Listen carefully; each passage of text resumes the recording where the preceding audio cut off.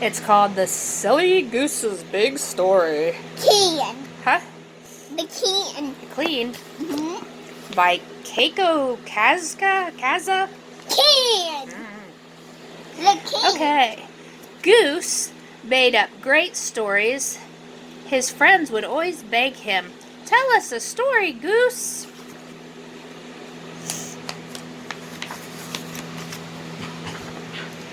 One day, Goose said, "Once upon a time, there was a fierce pirate.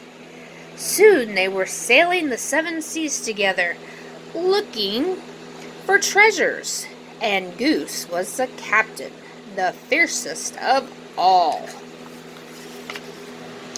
Another day, Goose said, "Once upon a time, there were scary dinosaurs. Soon they were roaming the earth together, hunting and growling, and naturally, Goose was the T-Rex, the scariest of them all." Then one day, Goose said, "Once upon a time, there was a mighty king. Soon they were marching through the towns and hills together, conquering the world. And who got to play the king? The mightiest of all. Why, Goose, of course." "Wait a minute, Goose," said Beaver. "You always play the hero. Why can't we take turns?" "Yeah," said Porcupine. "I'd like to be the hero sometime." "Me too," said Squirrel. "No way," said Goose. "I always play the hero. Come on, keep marching."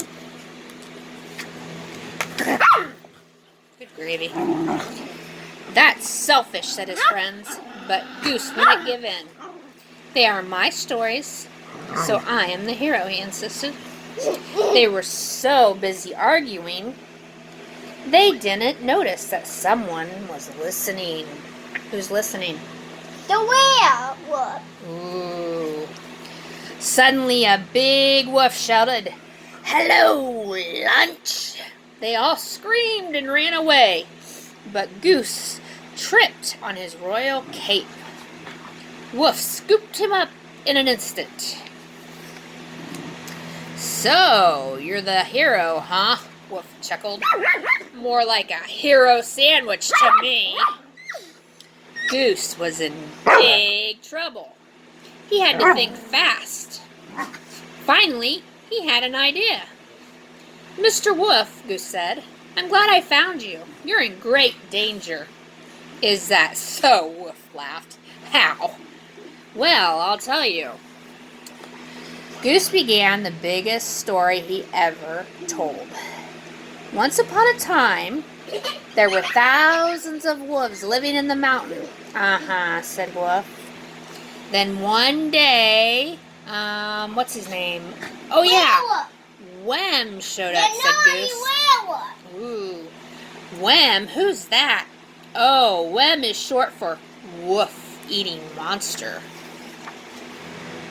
Goose continued. "He used to wander around saying, 'Yum, yum, I smell a wolf.' And when he found one, he popped it into his mouth like a peanut."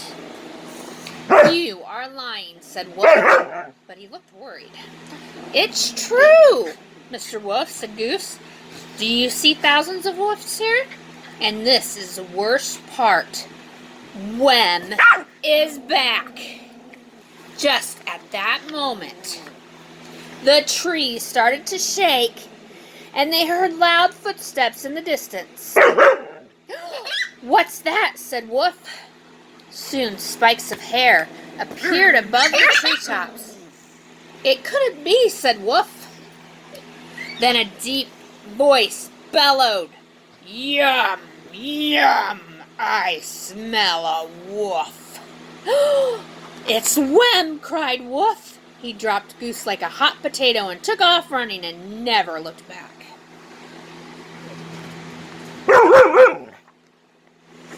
Whew!